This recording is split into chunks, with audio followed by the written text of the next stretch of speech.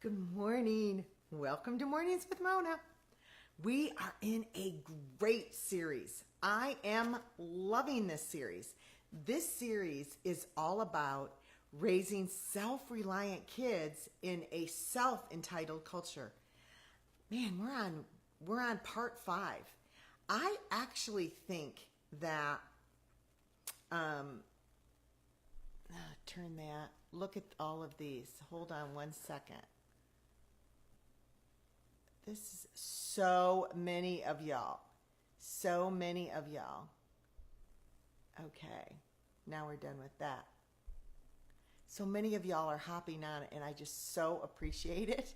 And I'm trying to keep track of all of you. Hey, Bethany, how are you? Aw, it's hard to believe you have kids, big kids of your own, right? Colleen, is that Christine or Krista? It's Christine. Hi, Christine. So grateful that y'all are hopping on. Cindy, what? That's so awesome. How are you? This is a great series. I think it might need to be a course for the Moms Like Us Academy. I'm getting such great response because we all want to make sure that we are not having these kids that are all self-entitled. And it's not just North Dallas. Right, Connie? It's not just the North Dallas people.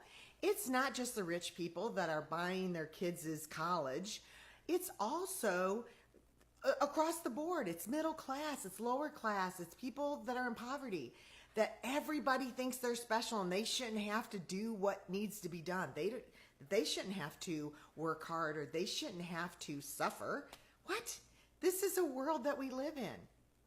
And the culture is telling our kids that somehow they're victims of everything. And we have got to change that. We are told in the Bible from the beginning to end that we are victors.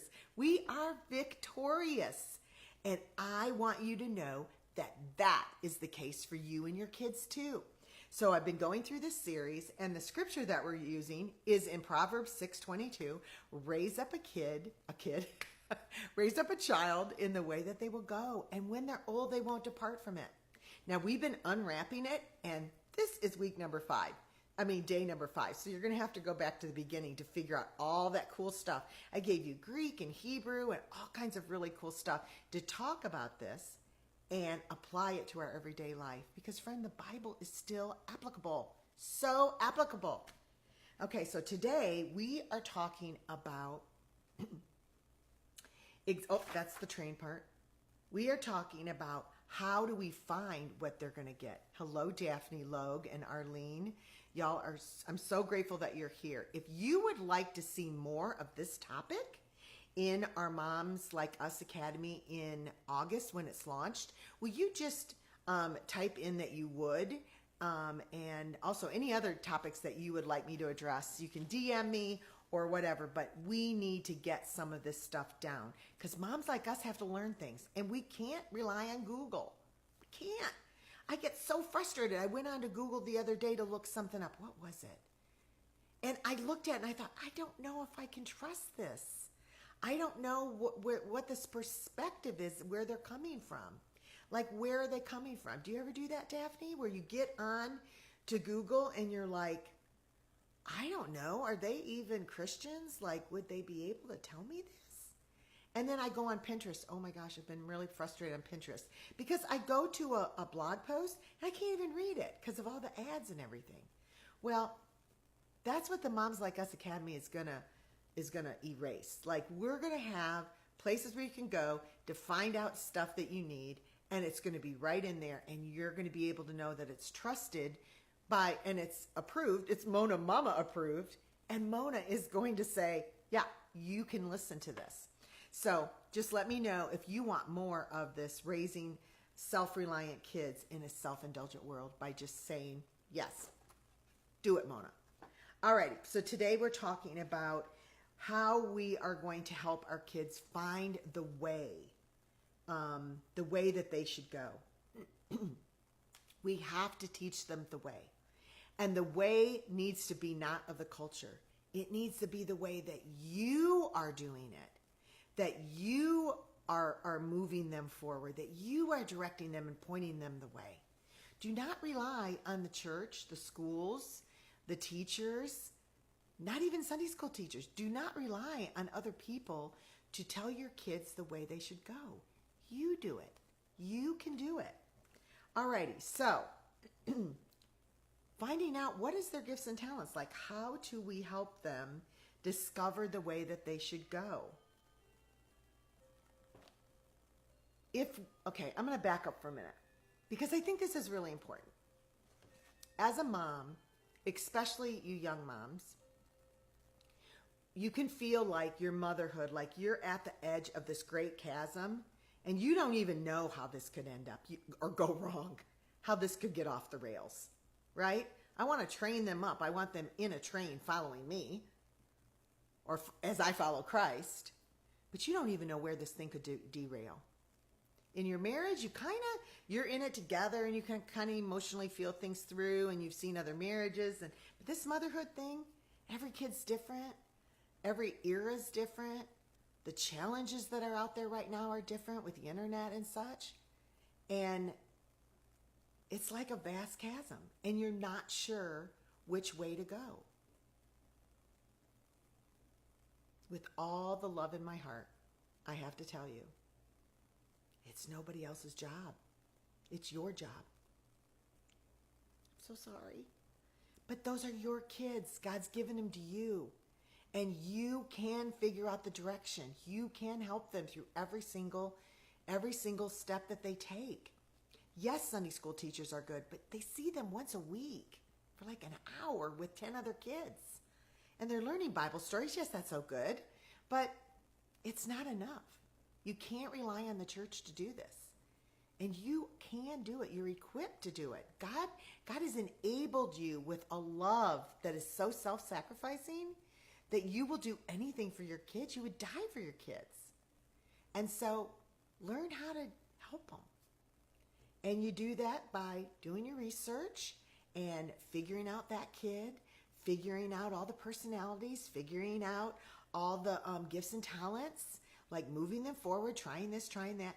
Being a mom and being a dad, I see you, Michael, you can't just assume that someone else is going to know what's best for your kid because they don't belong to them. They belong to you. So again, I want to reiterate how important it is that you do this. You are the one that can show your kids the way. Good morning, Joy. Good morning, Christina. So good to see you, sweetie. It was fun talking to you the other day. Let's find the things that your kids are good at. Let's find them. And you can.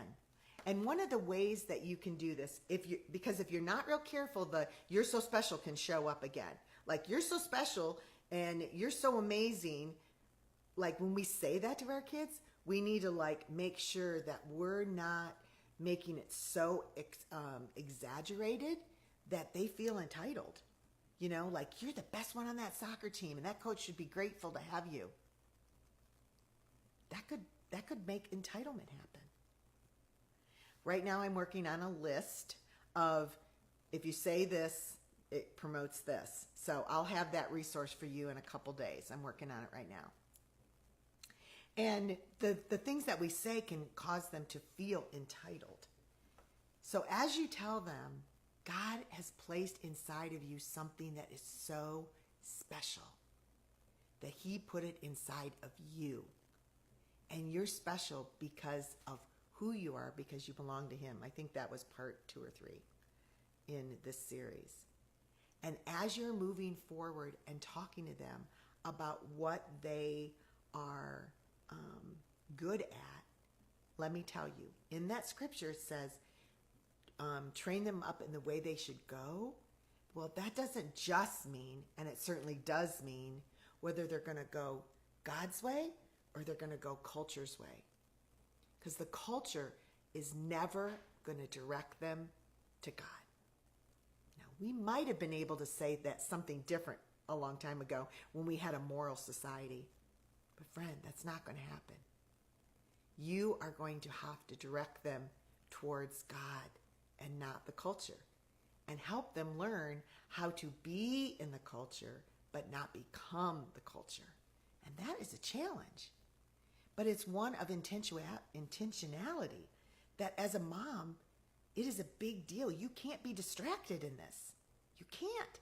You have to, if you want your kid to at least know what direction to go, so when he's old, he will not depart from it, they're going to have to be really intentional and do it a lot because they don't get it in the first step, as we know with kids. But this also means train them up in the way that they're bent, in the way God created them. I have 5 kids, and they're all over 20. And I'm telling you, they're all very, very different. And they have ways that they're bent. Now, my sweet Molly, she is organized. She makes a list. Like she had a spreadsheet for emails that she sent out when she was doing interviewing. What? Who does this, right? But then I have another daughter who is Mallory. Bethany, you know Mal. Everything's a mess. Like everything's all kinds of different ways. And Mallory's all over the place and her room's a wreck. But Mallory's got a creativity and a sensitivity and a sensibility that is created in her the amazingness that is a youth pastor at a big church in Nashville. Because she relates to the kids and she just knows, and it's the way she's bent. And I want to tell you, since she was in 7th grade, she said, Mom, all I want to be is a mom and a youth minister. And guess what? She's a youth minister and she's going to be a mom soon. What? This is how they're bent. And we could see these bends in them. I could see that Molly loved organizing. She would sign up to be in charge of the float and all the things that were, that was with that. It was all. But now I see her running a store and getting ready to be up in a brand and really understand how a brand works. But please understand, the way that they should go doesn't just include all the amazing things that they're good at, but it's ways that they can get side-railed or derailed.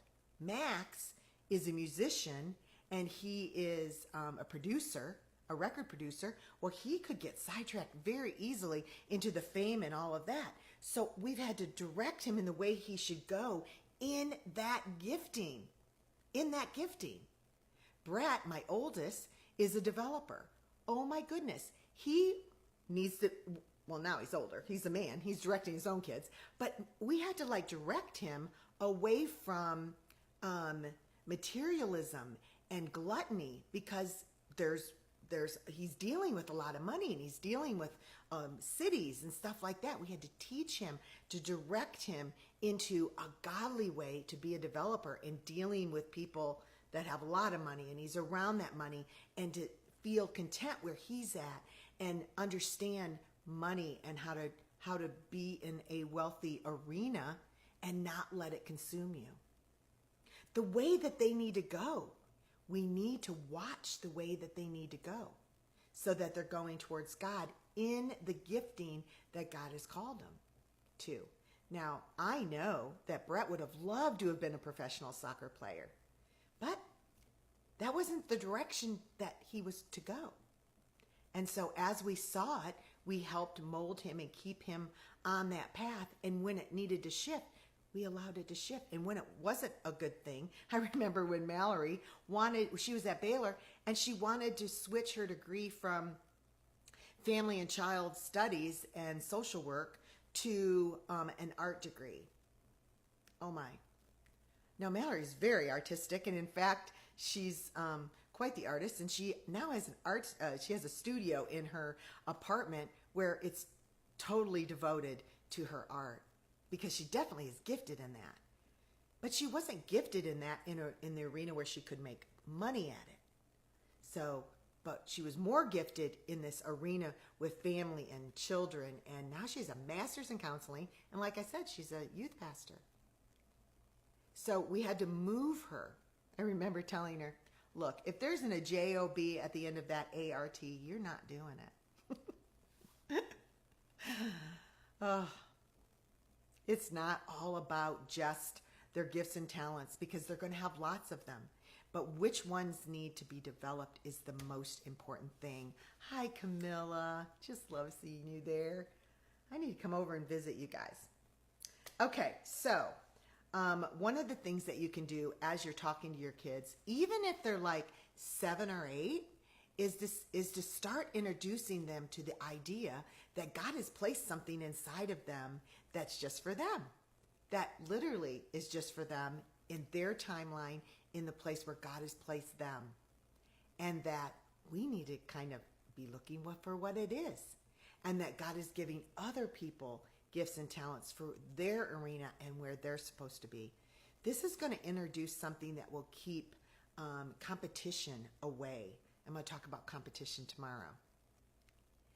But what I asked, I'm going to talk about that tomorrow. So we're going to talk about competition in the way that they should go tomorrow. And I'm really grateful that you came by today to find out the way that they should go, and that it does mean whether they're going to go towards the God or the culture, and whether or not they're going to be able to be in the culture and not be destroyed by the culture in their gifting, and then finding that gifts and talents. Michael, I know your boy's getting ready to head off to Nashville itself. And how cool is that? It's scary and all of that, but to be able to say, yes, you're gifted in this arena. Let's see if this is your major gifting and that this is where God wants you to go. So, friend, it is the highest privilege to be able to be a mom.